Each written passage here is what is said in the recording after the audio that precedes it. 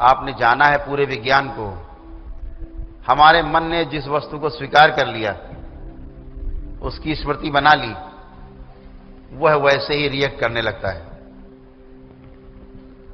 इनमें जो सबसे ज्यादा देखने वाली वस्तु है वो हम स्वयं हैं। जैसे हम स्वयं अपने शरीर में, ऐसे हमारे पितृ भी स्वयं, उनका शरीर छूट गया, लेकिन उनका जो स्वयं था, उनका जो जीवन था, वो हमारे शरीरों में आज भी जिंदा है। वो हमारे शरीरों में जिंदा रहने का प्रयास करते हैं। जैसे वो जिए थे, जो जो कष्ट उन्होंने झेले थे, वो अपने जीवन को फिर से दोहराते हैं। आपको लगता है कि मैं ऐसा हो गया हूं। जो उन्हें रोग होते हैं अपने जीवन काल में, सारी क्रिया भाव शरीर में होती है। इस स्थूल शरीर में कोई क्रिया नहीं होती लक्षण दिखाई देने के अलावा, सिर्फ लक्षण दिखते हैं रोग के। यहां रोग नहीं बनता। रोग बनने का स्थान इस स्थूल शरीर के ऊपर जो दूसरा शरीर है, भाव शरीर, उसमें होती क्रिया। और भाव शरीर को संभालने का काम सूक्ष्म शरीर करता है। सूक्ष्म शरीर को संभालने का काम उसके पीछे जो तुरीय शरीर है वो करता है। तुरीय शरीर को संभालने का काम उसके ऊपर आत्म शरीर करता है। और आत्म शरीर को संभालने का काम उसका जो छठा शरीर है, आपका, हम सबका, वो ब्रह्म शरीर है, उसको वो संभालता है। और उस ब्रह्म शरीर को भी संभालने का काम जो हमारा निर्वाण शरीर है वो संभालता है।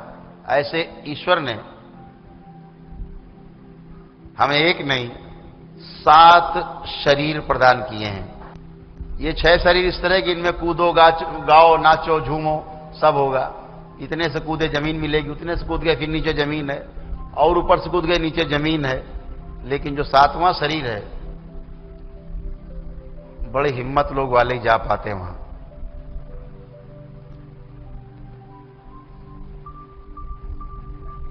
जरा भी जीने की चाहत अगर बची हुई है,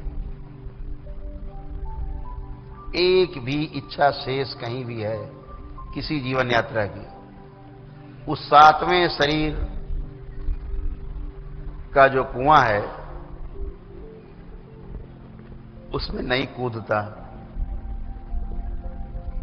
क्यों? 7वें शरीर का जो कुआं है, सब कुएं में तो कूद आया, हर कुएं से बाहर निकल आया। 7वां जो कुआं है, 7वां शरीर आपका निर्वाण शरीर, उसमें नीचे पानी नहीं है, मिट्टी नहीं है, तल ही नहीं है, ही नहीं कुछ। कूद गए, कहां चले जा रहे हैं पता ही नहीं, जाते ही रहेंगे। यात्रा अनंत की है और अनंत में चले जाएंगे। अनंत की यात्रा है, अनलिमिटेड है, लिमिटलेस है, जहां कोई आपको रोकने वाला नहीं है। आप पूरी तरह स्वतंत्र हैं, मुक्त हैं, बंधन मुक्त हैं। उसी को असल मायने में मोक्ष कहा। उस यात्रा में बिरले जाते हैं। और उससे भी बड़ा वो है जिसे हम भगवान का दर्जा देते हैं। उस कुएं में गोता लगा करके भी फिर वापस आ जाता है शरीर में अपने, और फिर सबके बीच में बैठ करके अपने अनुभव बांटता है। और आपके सामने अपने अनुभव को प्रमाणित करता है। फिर आप उस प्रमाण के आधार पे विश्वास करते हैं। उस विश्वास के आधार पे, करने के आधार पर फिर आप अपनी यात्रा शुरू करते हैं अविश्वास पूर्वक। और आप भी अविश्वास से यात्रा करते करते विश्वास के केंद्र में पहुंच जाते हैं। और आपकी यात्रा भी उसी तरह पूरी होती है जैसे बुद्ध की यात्रा पूरी हुई, जैसे किसी भी महापुरुष की यात्रा पूरी होती है, ऐसे आपकी भी यात्रा पूरी होती है। इसके आप अधिकारी बन जाते हो। आप इस शरीर में रह करके, ये शरीर कितना करामाती है, आपने इसमें कुछ अनुभव किए हैं।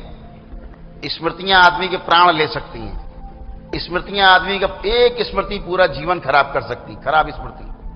और एक अच्छी स्मृति आपके जीवन को ना सुंदर बना सकती है, बहुत सुंदर, अति सुंदर, जैसा आप चाहते हैं उससे भी ज्यादा सुंदर।